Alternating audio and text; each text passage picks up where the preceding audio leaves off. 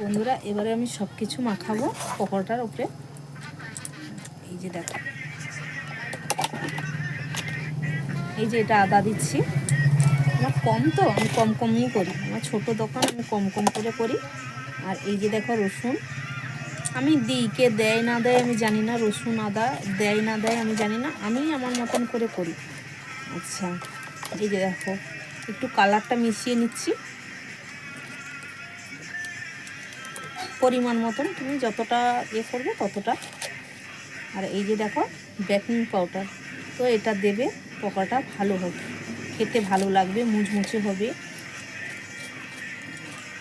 পরিমাণ মতন দেখে দেবে। যারা রান্না করতে জানো না তারা পরিমাণও বুঝবে না আর কিছু বুঝবে না, তাদের কথা আমি বলছি না। যারা রান্না করতে জানো, শিখে শিখে করতে চাও, তাদের জন্যই আমি ভিডিওটা বানাচ্ছি।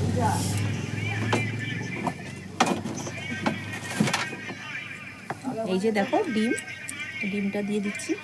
এখনো খুব দাম ডিমের, তাও দিতে হবে বলো।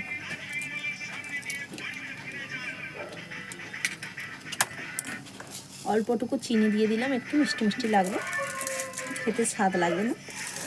আচ্ছা, ভিডিওটা অনেকটা বড় হয়ে যাচ্ছে, তো তোমরা একটু দেখো, পাশে থেকো।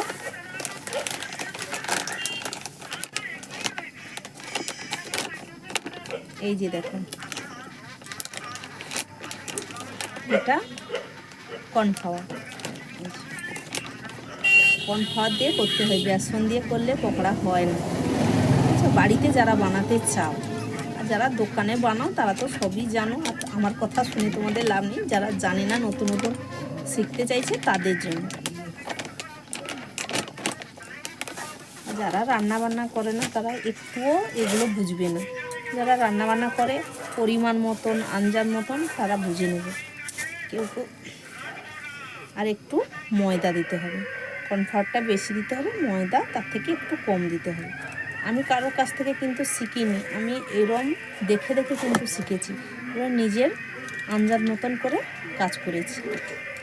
তো বন্ধুরা, এই আমার মেশানো হয়ে গেছে, এবারে আমি মাখাবো।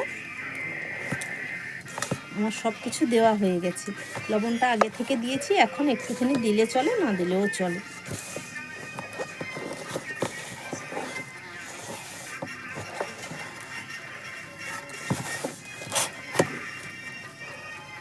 ডিমটা মাখানো অলরেডি হয়ে এসছে।